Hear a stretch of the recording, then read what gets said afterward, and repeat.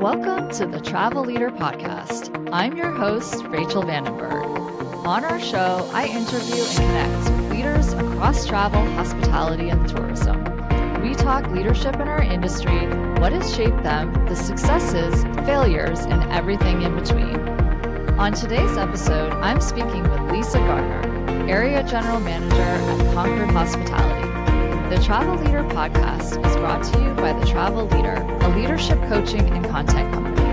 I provide leadership coaching and workshops for individuals and teams to accelerate leadership performance. Learn more at www.travelleadercoach.com. Hello, welcome. This is the Travel Leader Podcast, and today I'm here with Lisa Garner. Welcome. It's so nice to see you. Great to see you as well, Rachel. Thank you for having me. Yes, I was so lucky. I've met you twice this year at two different conferences, and we've gotten to talking a lot, both about personal and professional, our personal and professional worlds. And I'm really happy to have this conversation with you today. Yeah, thank you so much. It's been a crazy busy year, but again, I think like-minded individuals always connect and build those relationships. So I value our relationship and things that I've taken away from our conversations, and hope we can Awesome. share some of that today. Yeah, great. So, to get us started today, what is the red thread throughout your travel and hospitality career? Yeah, great question. I think for me, I did not go to school for hospitality. I was a communications major, and everything that I have learned in the industry is from hands-on. And I think my focus has always been about creating those wonderful customer connections and experiences, and always trying to be the best at that and exceeding expectations. And again, I know when I started, I had lots of leaders that were older than I was, and I knew nothing and had to lean into them to really understand um, a department or a best practice. And so relationships and leveraging those relationships are probably the biggest thing that stands out from a red thread, because I think it's so important. We all need to lean on to other people for help or support, and it's been quite a journey. Lots of learning from lots of different individuals. Yeah. I mean, I think from those two examples that you gave of creating that customer experience and, bonding with experienced professionals who have brought you up through the ranks, that you might be a people person. Would you say that that's true? I have not met a stranger ever. I think that to be in our industry, you have to be a people person and really enjoy serving others and helping them, whether it's growing their career or in a time of, you know, transition. Yeah, I love people. You have Yeah. to, and you meet all kinds of people in our industry, and I think it's interesting to learn about their backgrounds and their experiences to um, ensure that you create that great experience for them. Yeah. Well, I definitely felt that when we first met, and there's something that sometimes you just have this feeling with people, like there's just a natural ease and really that connection, and you do that so well. So I can imagine that that's a real strength of yours. Yeah, and thank you. I appreciate that. I know this morning was a great, I had an interaction with a guest stop by my office door, and he's like, I need some help this morning. And I said, what can I do for you? And he's like, I need some color printed presentation material done. And I said, I'm happy to help. I was having some technical difficulty with him, and I said, hey, let me phone my friend and we'll get this printed out. And um, you just never know who you're going to meet. And he is a CEO of a company, and he took the time to write a note back about the commitment to customer service and passion. and and he says it not only starts with you, but you see it throughout your hotel. And I think that as a leader in our industry is so important, modeling that behavior Um, and he was just sharing that, and that makes you feel good when you have Mm-hmm. those interactions. And I think as a leader, you have to demonstrate that behavior, um, Yeah. because customer service nowadays is not as apparent as it used to be. Right. No, 100%. That's a great example for sure of how you're connecting with your guests. How would someone you work closely with describe you as a leader? Oh, they would probably say I'm very transparent. Probably there's no either you really appreciate me or you're on the other end, because I am clear and concise. I do challenge everybody to be their best every day. And I'm also a leader that jumps in and helps and supports, because of not having had the formal education. Um, but I don't ask people to do things I wouldn't do myself. And I'm a tough leader, but fair. And I Yeah. do, I do take people out of their comfort zone, especially when I know they have the talent or the ability to grow.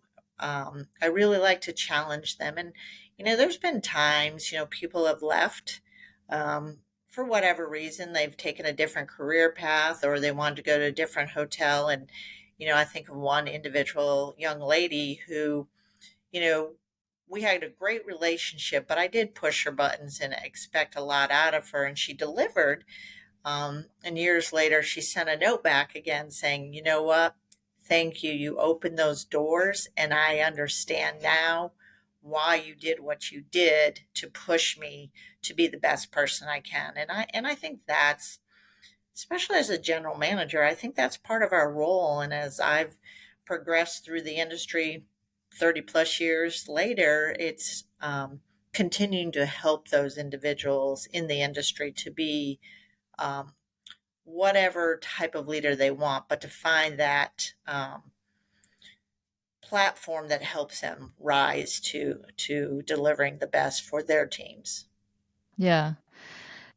I'm curious about two things that you were talking about. I mean, on that example, that kind of push and maybe I don't know if it's so much a push and pull, but how you described it of being tough and fair, and that kind of duality of your leadership.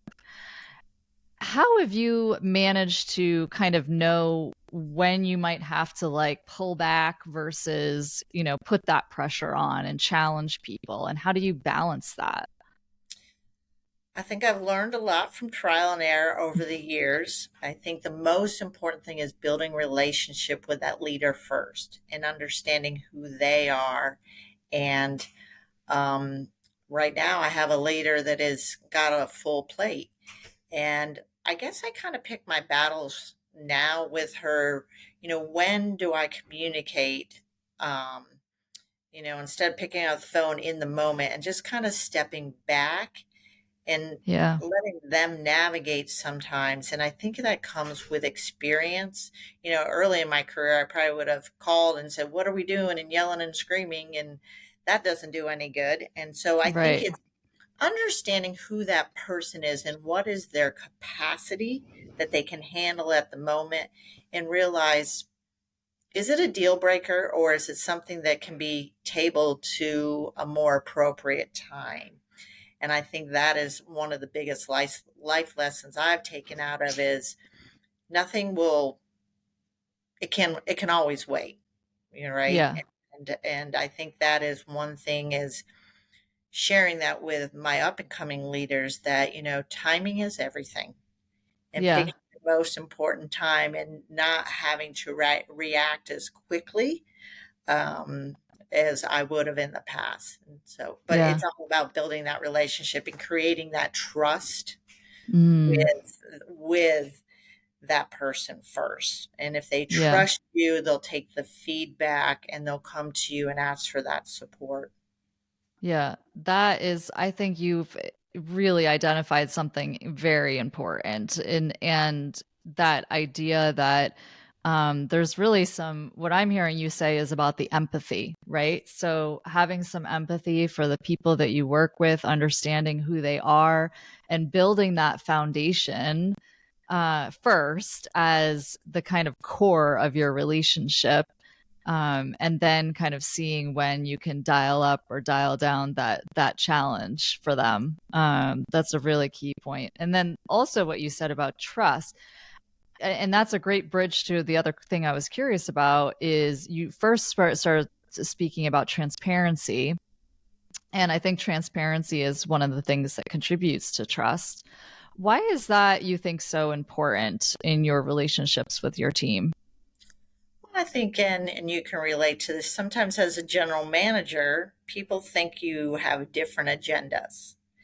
And that's not always the case. And I've learned coming through my journey that I want to know what's going on and I want to understand the why. And Mm-hmm. I think nowadays it's even more important. But again, when you start your career, you're so focused on yourself as a leader and a general manager, right? You've having those conversations in your head, but as you move through that journey, it's more about your team and the individuals that you impact every day. And you don't have a hidden agenda. I mean, my job every day now is to help grow my team personally and professionally. And if they ask a question, I do coffee with the managers once a quarter. And what that is the individuals, my team members get to come in, no leaders are in there, and they get to ask questions. Why are we doing this? Where are we at on this position? And it's important that they know I'm a real person. Even though I have this big title, I'm Mm-hmm. still a person just like all of them. And Yeah. I think, I didn't have that connection of mentors when I started in the industry. And now it's about giving back to others. And I think that the more transparent you are and the more information and communication you share, that's how you build that trust, Yeah. right? They may not Yeah. like the answer, but they at least Right. know where they stand. Right. Yeah. No, that's a great point for sure. Who are you at your core beyond titles and the roles you play? I learned very young, the oldest of six children. All you have is your name and your integrity. And it's so important that, always represent yourself, being true to yourself, and doing the right thing when nobody is watching. Mm-hmm. And so I have those core values and beliefs that you give the best every day. Um, and if it doesn't jive with who I am as a person and my identity, I won't, I won't waver one bit. I think about, I have my assistant who's working with me, and we were having a conversation about another team member, and I was like, absolutely, we're not going to do that. I don't agree with that decision. And to me, I always think about perception. And once you start something, you've created a precedent. So integrity, honesty, transparency, positive. I am a positive person. My glass is always half full. We weren't allowed to be victims of anything, environments, school, friends. It was always about taking the high road. And that's who I'm as a person. Yeah. I mean, there's days that are not good and not fun, but there are days that you have to step back and realize there's a lesson to be learned. And, Yeah. um, your attitude is everything. Your attitude will get you through any situation out there. So I think that's who I am as a person. Um, Yeah. I think my team would probably say the same thing, right? You know, Yeah. That I love empathetic. I'm definitely empathetic. I'm the person that writes the personal birthday cards to individuals. I write handwritten thank you notes to people. And it's just, I wish I had time to do more of that. Yeah. Oh, Yeah. Well, I mean, that speaks to that integrity piece, right? Like what you said about having people perceive you in the way that you perceive yourself, right? That you're actually walking the talk, for sure. And what I'm noticing is that you have a lot of clarity about who you are, and that there was also, it seems like in your past, some of these values were very clearly shaped by your early life experiences. It's not always the case for people. I think that they're really clear about their values. What do you think has helped you to really identify those, and really kind of integrate them into your daily life and work? yeah, it goes back to being a kid, the oldest of six kids, and our parents, really shaping us. Like you had to fend for yourselves and you had to get out there and have a job. And, I can remember go and build relationships. I worked in a grocery store going through high school and, interacted with different people. And you have to, I don't know, I grew up in a time where if you wanted something, you had to make it happen, but you Mm, also knew that you had to have people around you to do it. You may not be the subject matter expert or the best at everything, but you had to learn who could you lean on for help and support. And I think in our industry, that's so important. You can't do um, everything by yourself. You can't serve others. no, You can start a process. Um, you can run a hotel, but if I can't go and make breakfast and clean a room and right. all of that stuff every day. So I think it's understanding that it takes different type of people to build an organization, and as a leader you learn how to share my beliefs and how I was brought up and attract those people around you. You have to. And I think I share that. I do a lot of mentoring and coaching with individuals nowadays, and it's about helping them define who they are and use their Hmm. voice. And I think it's different for everybody based on what their upbringing was or what's important to them. And um, I don't know. It's again, it's being a people person. Yeah, yeah, 100%. What standards do you hold yourself accountable to, and how do you model those for others? Well, if you don't know, I'm pretty competitive, being the best whatever you do every day. Um, so I think I hold myself to being the best at whatever I do, and knowing that today, if this is my last day, that I gave 110% of whatever I did for the day. Yeah. And, I want people to feel comfortable coming to me. And so again, I have high standards, and I'm probably higher, more. I challenge myself a lot more than I probably need to. And I know that as I've grown and as a leader, I kind of reflect a lot more on different things. There's a great quote, Nora O'Donnell, the CBS Evening News on Sunday night. She just did a commencement speech at Georgetown University, her alma mater, and she was talking to the graduates about life lessons. And one of her quotes was, "Fear and self doubt will be your constant companion."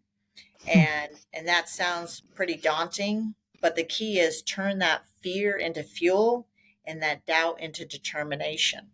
Mm, And it resonates with me so much because I think that um, again, I've worked for everything I've gotten, but I've had people along the journey with me to open those doors. But I also got to get out of my own head sometimes.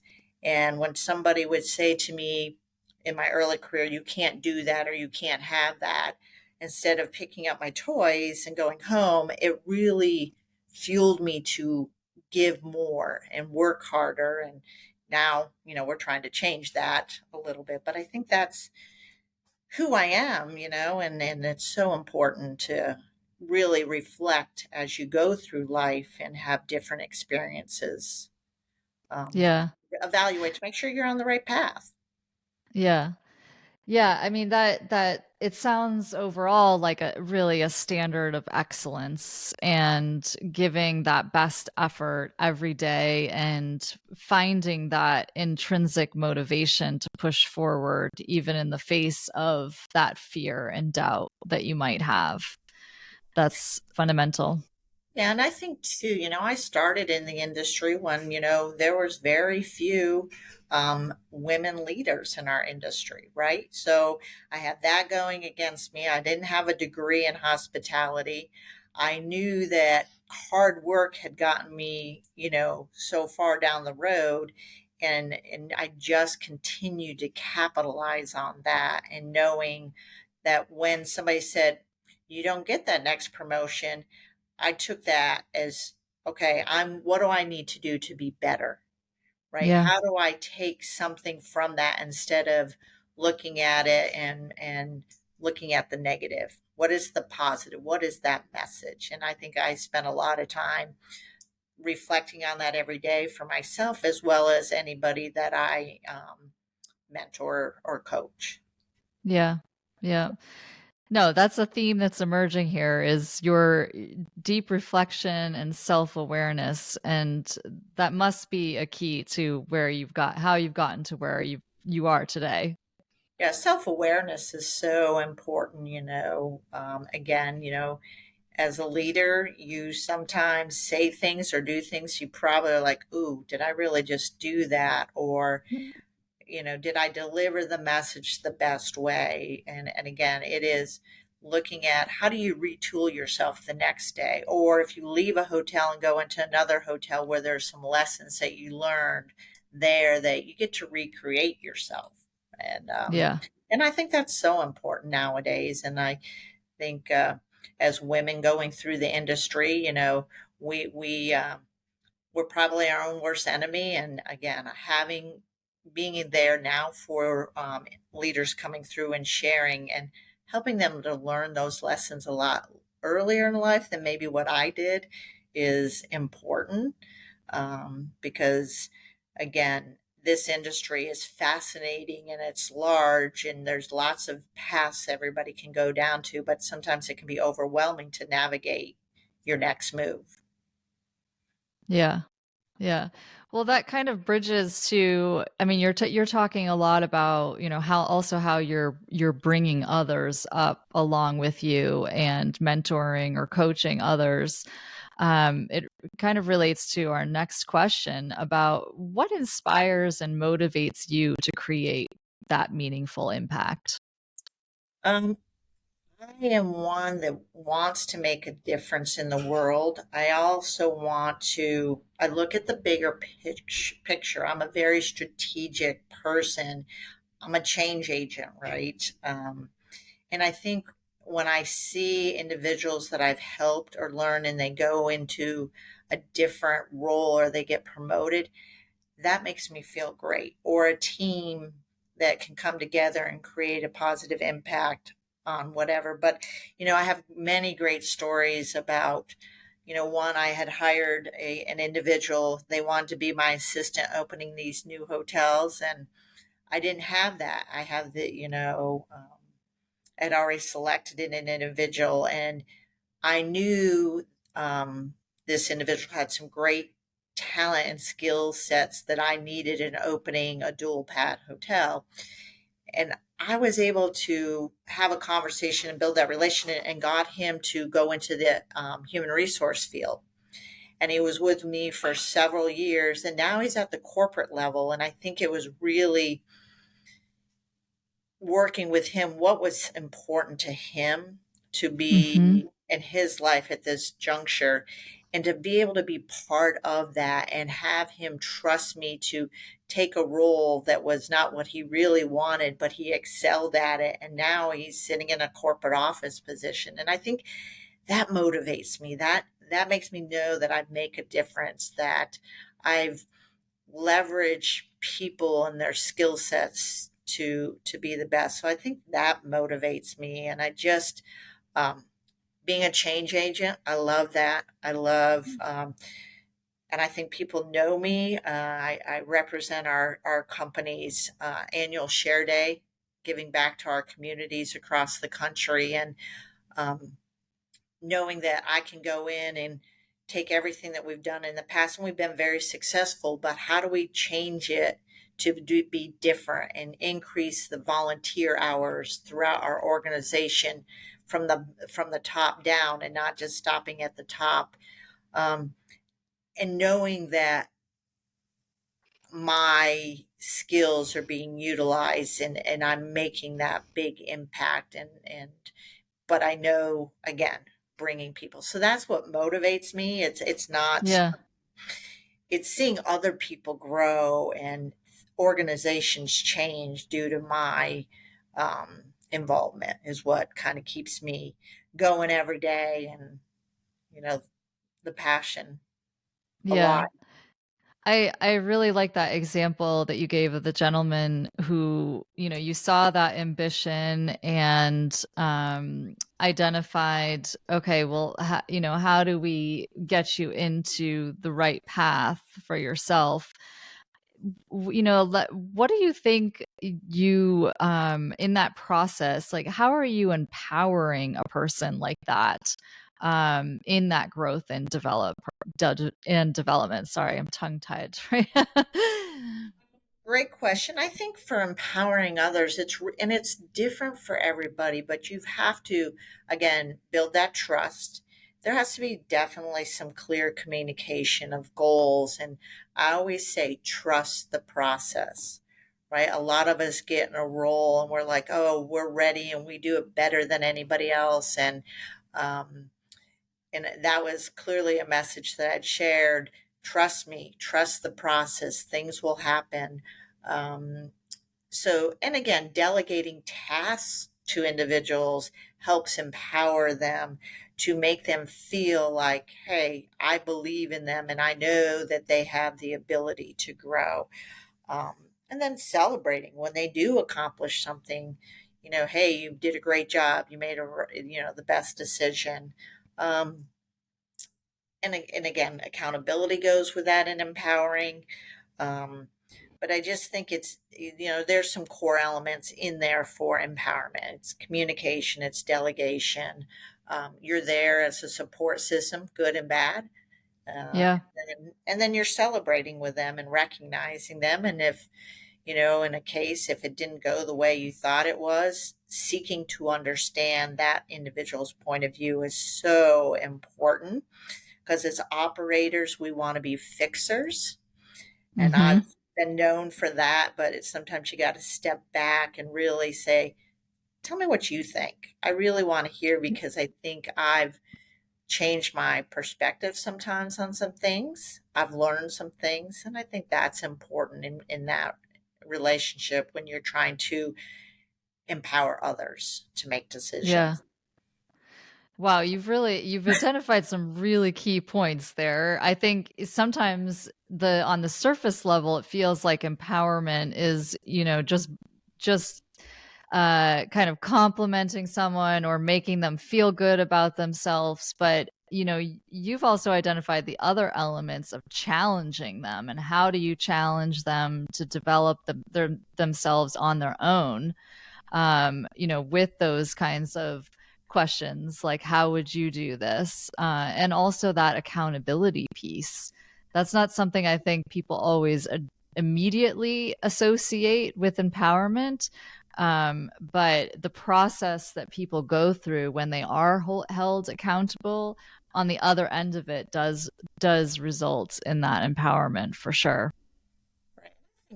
I was introduced early in my career to a personal development plan that was utilized. I was an assistant general manager, and it was used to evaluate my skill sets. Was it a strength? Was it a competency? Or was it an area of opportunity to really open up that dialogue? And I took that tool and utilized it in my other hotels to really build those relationships and allow that communication, one, to be consistent, and really get into that empowerment, because in there is conflict resolution, you got communication, you got strategic, and really just to continue to help, because empowerment looks a little different on everybody, and how it motivates us is different. And so you've got to be able to find the core competencies to Mm-hmm. really unpack and that empowerment with others. Yeah. Yeah, I mean, you're identifying there. It's very personal. It's a personalized approach to each team member that sounds like is the most effective when you really tap into their strengths and abilities. Right. Yeah. Agreed. What are you proud of? Oh, again, I'm going to put my family first. I think that's so important. Being a working mom and a general manager, it's not an easy task. And I have a wonderful husband that helped me achieve that.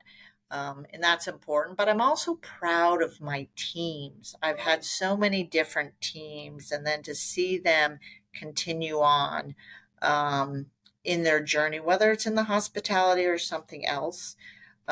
And being able to know that I've made an impact in other individuals' lives, whether it's a small thing or a big thing. And um, you know, I could go on and on about things I've Yeah. done with my team. I mean, but again, I think the other thing too is, coming up through my career, I was a person that could take hotels from the bottom of a brand and move them to the top, right? That was my skill set. And I can remember when I came into the Marriott world, I was getting a hotel that was in the top 10% of the brand, from customer service and performance. And, again, the challenge was, are you going to be able to do it? Because you always go from the bottom up, and can you stay at the top? And of course, there's the fuel right there. There was Right. somebody said, I don't know, can you do it? Um, and that hotel specifically, and it was a mature hotel, had been in the system for 10 years, had done very well. And um, I've been in that hotel for 5 years, but year two, we were number one in the brand. And so that was a Wow. huge thing of taking a team and moving them, right? So I'm very proud of that, because again, we didn't get there. You surround yourself with the best people, right? And Yeah. opening where I'm at currently, a dual pad, a full service hotel with an extended stay, was a new concept, and really putting the roadmap together. But the team, I am so proud of what they did, and to get it open. And I never knew anything other than green in my world of metrics, right? Yeah. Opening hotels, you don't always come out of the gate green. Right. Sometimes you're a red or a yellow. But I didn't know. I only know green. And Yeah. to get on the other side of that, and to realize that all the I's were dotted and the T's were crossed, I was just so proud of my team, and just I was happy to celebrate for them. Um, and again, I think it's the selfless act of recognizing your team, and then seeing where they go is, you know, I have lots of successes and lots of things I'm proud of, but I think it's the individual team members and their growth that I makes me Yeah. feel very humbled. Yeah. Well, that example of bringing that top tier hotel even higher, and it's such a great exemplifies the quote you gave, right? So much, like you said, turning that fear into fuel and doing even better. That's pretty amazing. That's I great. think, being persistent and never giving up. Again, recently someone said to me, they're like, you've done this for 30 plus years, but you act like you just started today, because you're so competitive and you want the best and you push everybody. And, again, it comes back to, all I have is my name, and that Right. reputation is so important. And again, you don't ever want to let anybody down, Yeah. whether it's Yeah. your team or your guests. Yeah. For sure. So, kind of on the flip side of that, when have you underestimated yourself? I think, for me, I came through the industry, work hard. That'll get you wherever you want to be. You'll get noticed for opportunities. And I think I've never really spoken up for myself and asked for what I wanted. And because that's not how I was raised. You just did the right thing. And I think realizing that I needed to practice what I preach. I tell people to use their voice, be the obvious choice, share what you want to do. And um, I think that was fear for me to overcome that because I'm not Mm-hmm. used to talking about myself and really letting my boss know that, hey, I love being a general manager, but I want to do something that's next. I want to be able to elevate the AHLA program and really saying this is important to me, that personal growth and for advancement. And so I think I had all that stuff in my head, and then having the conversation of him validating, I understand and I support you, and giving me those opportunities for growth is really important. But realizing that I did get the positive feedback, that it wasn't negative. But I did it. And so I think that's Yeah. where I didn't think I could do it. And it feels strange for me to ask for something for myself. Um, Mm-hmm. but I think it's so important nowadays. And I think that I spent a lot of time with leaders sharing that and making them, helping them overcome those difficult conversations, whether Mm-hmm. it's personal advancement or it's, you want to leave whatever the thing would be, just learn how to stand out. We Mm-hmm. always, let's have an elevator speech or whatever it may be. But I think that's where I kind of underestimated myself because I didn't think I Yeah. could do it or I didn't think it was right. Um, Yeah. so Yeah. Yeah, I mean, advocating, right? self, Advocating for yourself. That's huge. I mean, unfortunately, people don't always identify those opportunities for you. And you really have to take charge of your career path. Um, for sure. yeah.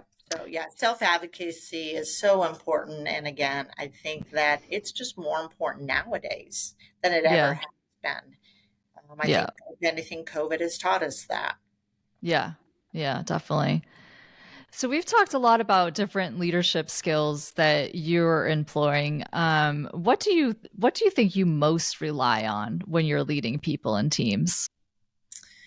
I'm a little old school. I interview every team member that comes to work for me, whether they're a housekeeper, a dishwasher, a manager. And I think it's the first step of really building that relationship with them and seeing how they tick and what motivates them. I, again, I don't want a team that all looks like me. I want that diversity on a team. I want different skill sets. Um, and I think the individuals on the team have to have the ability to be self motivated. They need to serve others. There's been different times in an interview, I will ask a question. You're traveling across the US. Are you the individual that likes to have others wait on you, or do you like to help others, right? The guest and the host analogy. And it's very telling what their response is because as a leader, you've got to be a people person. You want to serve, and understand that every day you're going to pivot. In our industry, that 8 to 5 doesn't look the same every day. And Right. so I want individuals around me that understand that and want to be the best at what they do. But I want that diversity as well on the team. Yeah. What I'm hearing from that is that making sure that you really connect with your team members. I mean, we've talked about that earlier in the conversation, but also identifying those unique aspects of each individual that are going to make the right strong team that you want to build around you. Well, again, you want to get to know them as a person first. And my managers laugh. They're like, "How did you find that out in a interview with this individual? Something about their personal life?" Because I think that's important.